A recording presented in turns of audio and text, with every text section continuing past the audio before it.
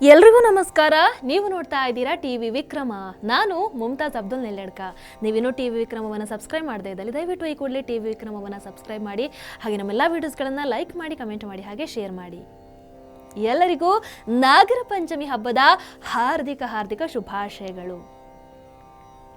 ಅನಂತೋ ವಾಸುಕಿಃ ಪದ್ಮೋ ಮಹಾಪದ್ಮಶ್ಚ ತಕ್ಷಕಃ ಕುಲೀರಃ ಕರ್ಕಟಃ ಶಂಖಃ ಅಷ್ಟೌ ನಾಗಾಃ ಪ್ರಕೀರ್ತಿತಾಃ.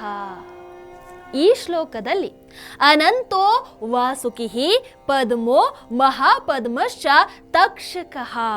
ಅನಂತೋ ಅಂದ್ರೆ ಅನಂತ, ವಾಸುಕಿಃ ವಾಸುಕಿ, ಪದ್ಮೋ ಪದ್ಮ, ಮಹಾಪದ್ಮಶ್ಚ ಮಹಾಪದ್ಮ, ತಕ್ಷಕಃ ತಕ್ಷಕ, ಇನ್ನು ಕುಲೀರಃ ಕರ್ಕಟಃ ಶಂಖಃ ಅಷ್ಟೌ ನಾಗಾಃ ಪ್ರಕೀರ್ತಿತಾಃ.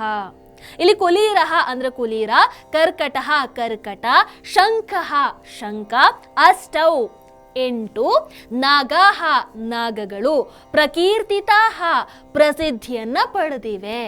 ಹಾಗಾಗಿ ನಾವೀಗ ಪೂರ್ತಿ ಶ್ಲೋಕವನ್ನು ನೋಡ್ತಾ ಹೋದ್ರೆ, ಅನಂತೋ ವಾಸುಕಿಃ ಪದ್ಮೋ ಮಹಾಪದ್ಮಶ್ಚ ತಕ್ಷಕಃ ಕುಲೀರಃ ಕರ್ಕಟಃ ಶಂಖಃ ಅಷ್ಟೌ ನಾಗಾಃ ಪ್ರಕೀರ್ತಿತಃ. ಅಂದ್ರೆ ಅನಂತ, ವಾಸುಕಿ, ಪದ್ಮ, ಮಹಾಪದ್ಮ, ತಕ್ಷಕ, ಕುಲೀರ, ಕರ್ಕಟ, ಶಂಖ, ಇವು 8 ನಾಗಗಳ ಹೆಸರು.